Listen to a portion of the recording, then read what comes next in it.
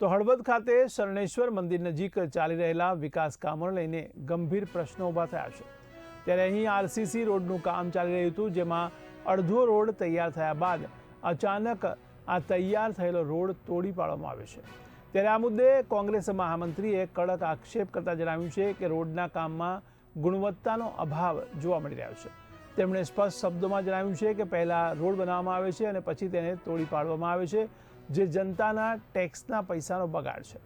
તો કોંગ્રેસ મહામંત્રીએ માંગ કરી છે કે રોડનું કામ એન્જિનિયરની હાજરીમાં અને નિયમો મુજબ પારદર્શક રીતે કરવામાં આવે, જેથી લોકોના પૈસાનો યોગ્ય ઉપયોગ થાય અને જનતાને ગુણવત્તાવાળો વિકાસ મળી રહે।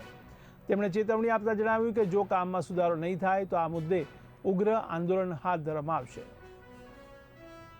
જ્યાં ભાજપની બોડી હળવદ નગરપાલિકામાં બેઠી છે, આજે એ ખુલ્લો ભ્રષ્ટાચાર કરી રહી છે અને ક્યાંક ને ક્યાંક આ ગેરકાયદેસર કામ થઈ રહ્યા છે।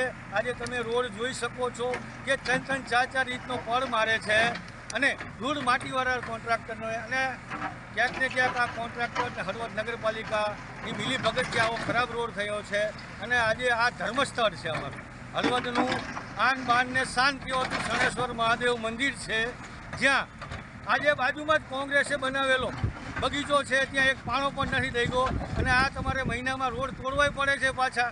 2 વર્ષ પહેલાં આ રોડ બનાવેલો હતો, અત્યારે પાછો રોડ બનાવે। આ ખોટો વિકાસ છે।